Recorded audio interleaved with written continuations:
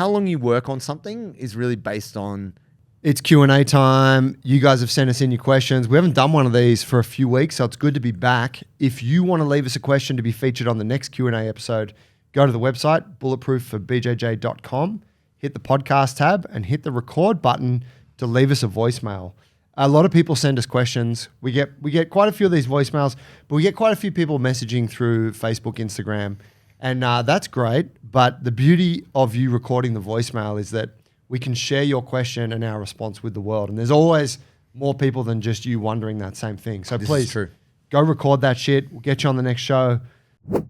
One of the things about this time of information abundance that we live in, podcasts, social media, et cetera, is that we've just got access to so much information, and it's excellent.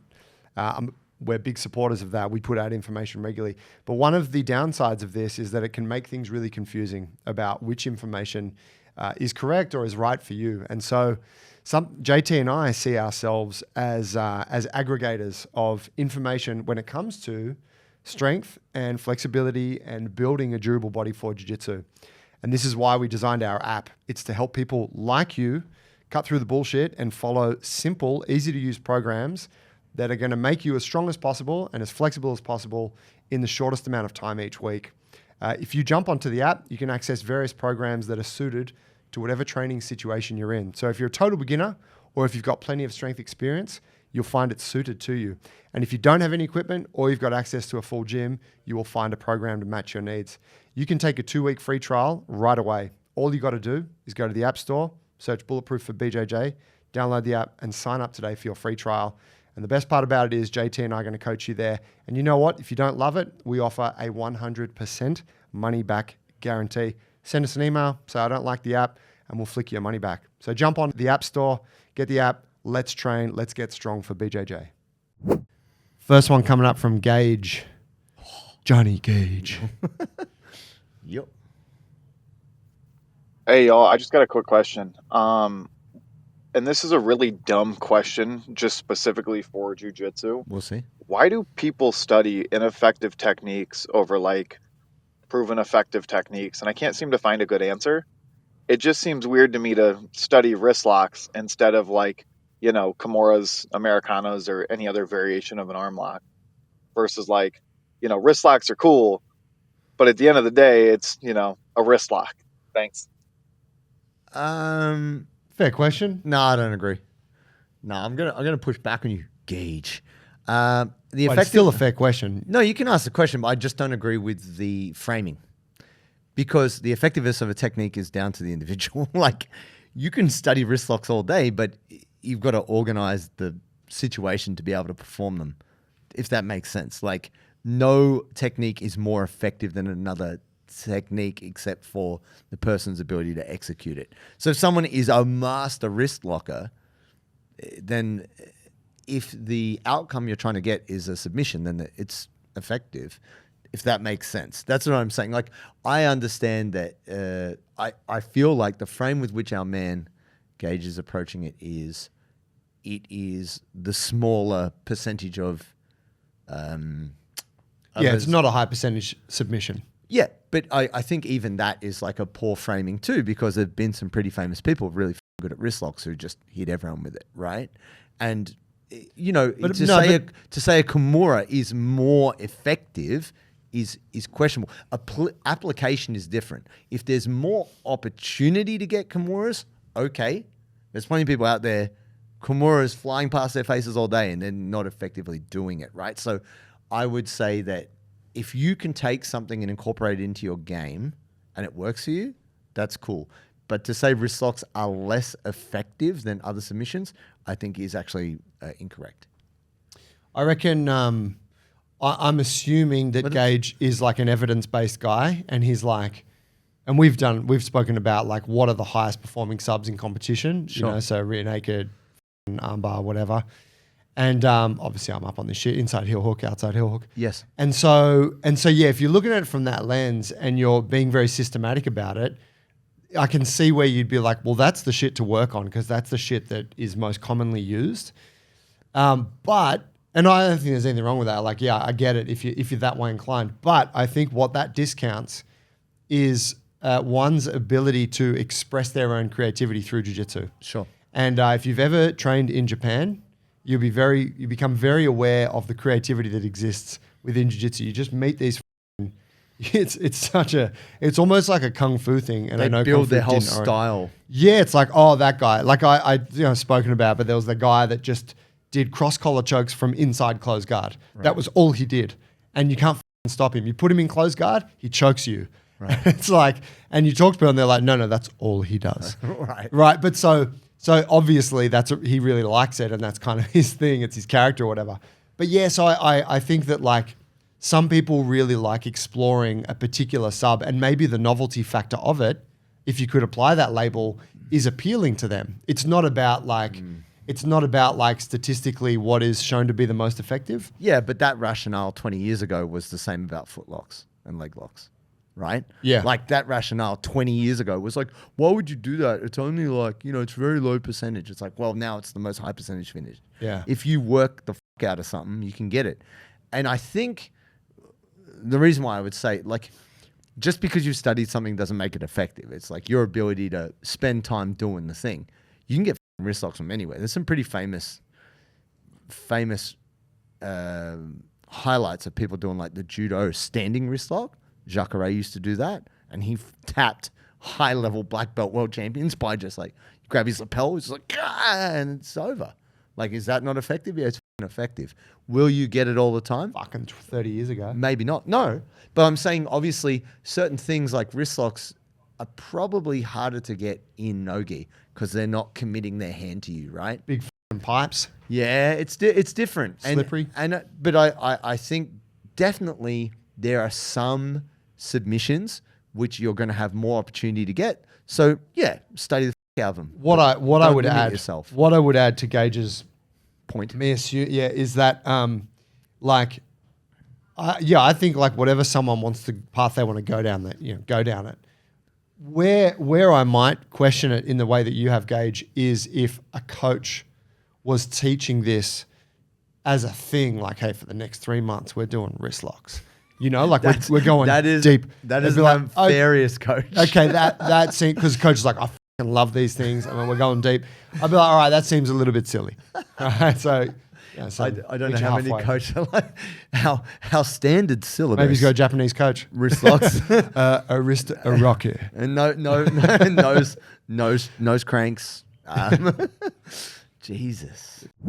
I love jiu-jitsu, but there are downsides. Cramps, getting mad dehydrated, and sleepless nights. And for me, they all go together. I am a sweaty guy. But there is a solution. Now, I've messed around with lots of different things. Gatorade, Hydrolyte, all these things that didn't quite do the job. But I tell you what gets the job done, Sodi. Sodi is the sponsor of today's episode. Sodi.com.au have got you covered. Delicious hydration salts, potassium, sodium, magnesium, everything you need so you don't suffer muscle cramps. You are going to feel energetic on the mats, and you're not going to have that like dried out husk feeling when you go to bed. You're going to feel nice, calm, and replenished. So when you go to sodi.com.au, use the code Bulletproof15, you get 15% off, and you're going to feel better. Shoo. Question number 2 coming in from Terrace. Hey guys, this is Terrace from Atlanta. My question is, how long should I work with the collar sleeve system? I am a 1-year white belt, getting promoted for blue belt this weekend, actually. Congratulations. But my main thoughts on what I'm focusing on in jiu-jitsu is how long I should focus on collar sleeve and really learn the details, like, angling my body, different ways that I would like to separate the knee and elbow, timing with the omoplata, and all the different ways somebody can respond, whether they're standing or on both knees or combat base or left leg forward, right leg forward. And I really just want to get really good on that game. And I've built a repertoire of like transitions to De La Hiva or lasso guard, or, looking at Mike Musumeci or Tommy Langaker and their styles of it. And I really kind of want to make it my own thing, but I don't know when I should stop and focus on something else, or if I should continue to build the details and getting better at those positions and understanding the timing and responses of people. So when should I move on to work on other things? My top game's good. Or Okay. Terrace, how are your wrist locks? Good question. No, well, first of all, I want to say you also need to check out Homolo Bahal, and you need to check out Legato. Not Lovato, Legato, who was like one of the guys, very good 15 years ago, had a great collar sleeve guard. Braulio Estima too, great collar sleeve guard. This is kind of like how long is a piece of rope, right? Like how long you work on something is really based on how well are you doing at the thing. Because you're about to go to blue belt. I actually don't know a lot of white belts who are like, yo, I'm really working on my collar sleeve transition into like. No, he sounds like you sound like you're really ahead of the curve. You're ready for blue belt. I'm like, oh, bro, that's way more. You know way more about collar sleeve than I do.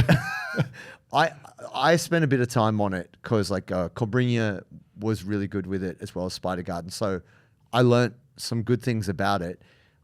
I guess the thing is you want to work out, am I good enough at this thing to sweep and submit from here consistently across people my size, bigger than me, smaller than me, etc. And that's usually what I do. I'm like, can I be effective with this against someone who's really good, as well as someone who's not very experienced?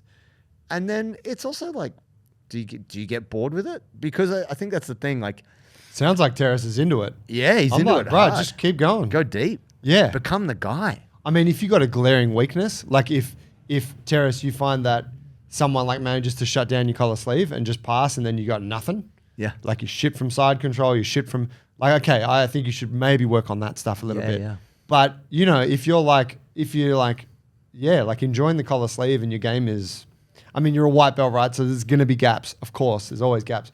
But yeah, like keep doing it. Yeah, do it to death, because I think this is the thing. You will naturally get to a point where you're like, okay, I'm going to do something else. Yeah. I'm going to play spider guard, or I'm going to do worm guard, or I'm just going to branch out, because people are going to start shutting down your collar sleeve, which is going to force you to have to then adapt to a new thing and then go down on that path. But that, you could argue, is an evolution of your collar sleeve, isn't it? Yeah, it is, for sure. Dealing with the counter.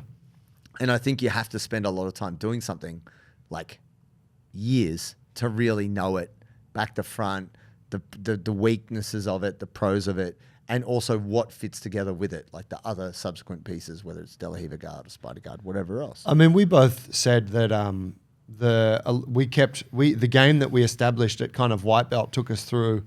I know mine took me through to purple belt, kind of. Yeah, blue. Yeah, white to blue really close guard and arm bars, basically. Yeah, for sure. But I definitely, it will naturally change. Like it will. Yeah. You get to a point where you're like, okay, I've had enough of this. Yeah. And if you're not sure right now, probably you haven't taken it to its nth degree. So there's probably a little bit of time there for you. But man, thank you. That's a cool message. But definitely go a bit deeper on some of those more old school gi guys. No shortage of BJJ information out there. Tutorials, videos you can download, YouTube content, etc. One of the hardest things about all this is knowing where to start. And it doesn't really matter if you're brand new to the thing or you've got experience. It's just a bit of a minefield and it's confusing. Submeta is the most comprehensive online platform for Jiu-Jitsu, hands down. I've used it myself, and believe me when I say that I really don't enjoy absorbing Jiu-Jitsu information on the internet, but I found Submeta to be incredibly effective at actually learning and retaining techniques. The beauty of it is that it steps you through. You can start where you're at, so you can choose beginner, intermediate, or advanced variations. And you've also got your choice of coaches that you want to learn from. I personally followed Lachlan Giles' content because I absolutely love his stuff, and it really benefited my jiu-jitsu. As a Bulletproof listener, you can get some money off when you subscribe to Submeta today. If you use the code Bulletproof16, you'll get $16 off your first month. And that code is valid for first-time subscribers.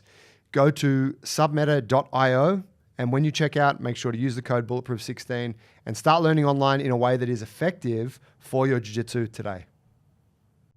Speak of the devil. Question 3 coming in from Ben Hannawell. Oh, what up, Ben? Let's go, boy. What's up, Bulletproof brothers? This is Ben from the Facebook group.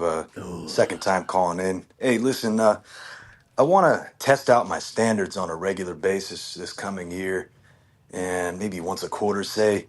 And I was wondering how I should do that. So, I'm thinking about max effort. Like, what is my belt level at my max effort?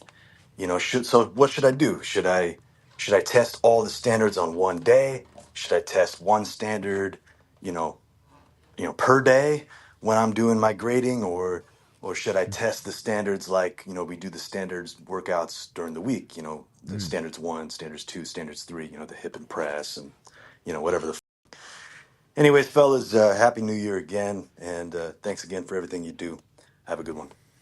That voice, bro. Oh, It's like it's so sultry. cinematic. Yeah. Yeah, Ben, it's a real grown man voice right If you're there. a criminal and you got a phone call and that voice came down the phone, you're probably getting assassinated by a guy in a trucker hat.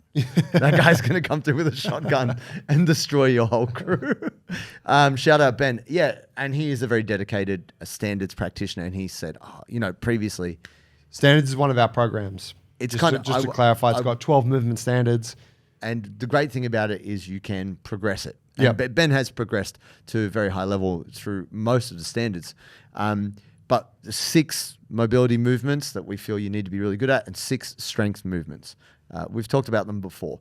Me personally, with the mobility and flexibility, I feel like you could probably test them all in one day. That's my take on that. Because like once you're kind of warm and good to go, you kind of find out pretty quickly where you're at.